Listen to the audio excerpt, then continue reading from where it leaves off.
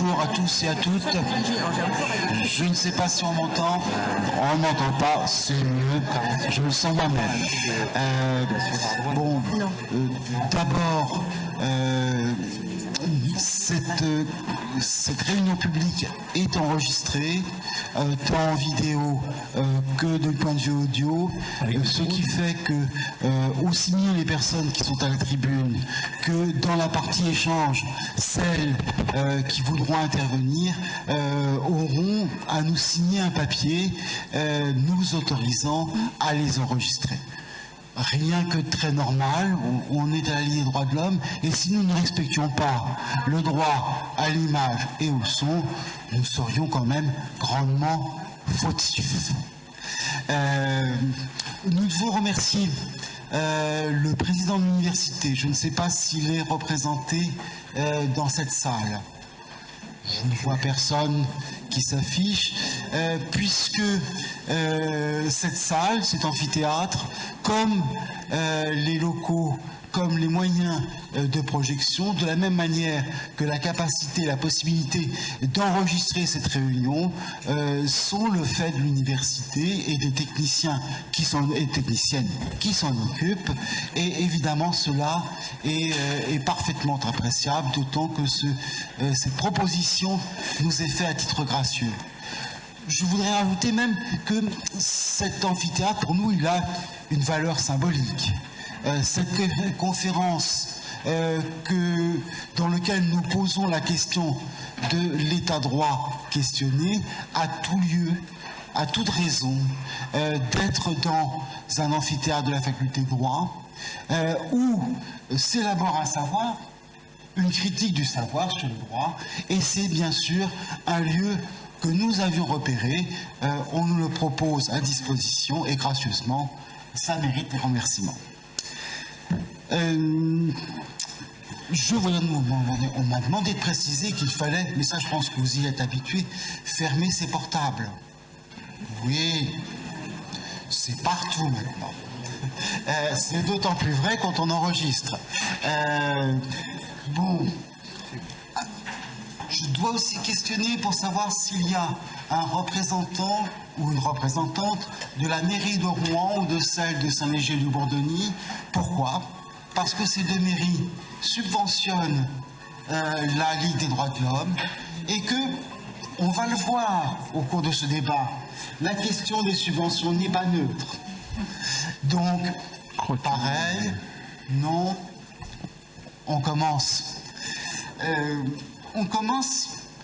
Je vais commencer à introduire cette réunion en disant qu'on a quand même assisté, sur la période récente, c'est mieux, à un très mauvais film. Ce film, il a commencé le 5 avril 2023. Le scénario, vous le connaissez, nous le connaissons, le ministre de l'Intérieur devant une commission au Sénat qui était censé l'auditionner sur le schéma du maintien de l'ordre, a répondu aux questions d'un député Les Républicains qui s'appelle Bonhomme. Et celui-ci lui a posé des questions sur les subventions accordées à la LDH. Ce à quoi il a répondu: cela mérite d'être regardé. C'est-à-dire le fait qu'on accorde des subventions à la Ligue des droits de l'homme, cela mérite d'être regardé. Alors il n'a pas été tout seul dans ce scénario, puisqu'il a été suivi par d'autres, notamment par la Première ministre, qui, elle, a déclaré qu'elle ne reconnaissait plus la Ligue des droits de l'homme. Alors évidemment, avec un peu d'esprit critique, on pourrait se demander si reconnaître ne suppose pas connaître. C'est une question, c'est une possibilité. Alors ce scénario, il a été suivi par d'autres. Alors la distribution de ce mauvais film est bien connue. Les premiers rôles, on vient de les dire, c'est le Premier ministre, c'est la Première ministre, c'est le ministre de l'Intérieur. Et c'est la LDH qui n'a pas laissé une seule seconde ses propos s'exprimer sans réponse pied à pied mot à mot, sans faire la moindre concession. Il y a eu des seconds rôles. Ah oui, il y a eu un ancien ministre, un ancien Premier ministre, qui a cru voir dans la Ligue des droits de l'homme un ennemi de l'ordre républicain. Bon, il n'a pas dit ce qu'il entendait par là. Par ailleurs, personne ne sait d'où part cet ancien Premier ministre. Part-il de Paris? Part-il de Barcelone? Part-il d'ailleurs? Nul ne le sait. Il y a eu un ancien humoriste devenu éditorialiste qui s'est, pour l'occasion, découvert historien. On y reviendra, j'insiste pas. Il y en a eu d'autres, pas si nombreux que cela, hein, au bout du compte. Il y a même eu des acteurs de premier rôle qui ont soutenu fort modestement leurs camarades. On pense à M. Beaune qui a dit que c'est une opinion personnelle. On pense à d'autres qui ont dit « Oh, c'est pas ma question ». Bien, cette distribution est d'une qualité inégale. Alors, par contre, dans cette campagne qui s'est engrangée avec, il y a eu, toutes ces personnes ont dressé un portrait, et j'ai envie de dire un costume, pour la Ligue des droits de l'homme, qui est quand même à rappeler.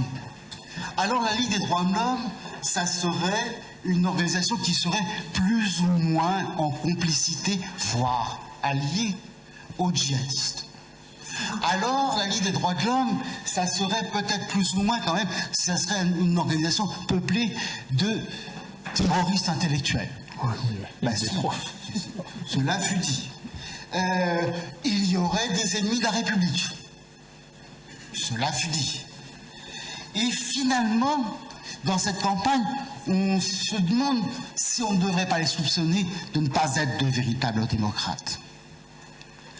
Alors, notons que dans toutes ces interventions, dans ces coups de boxe portés contre la LDH, tous les coups portent à droite, sans aucune exception.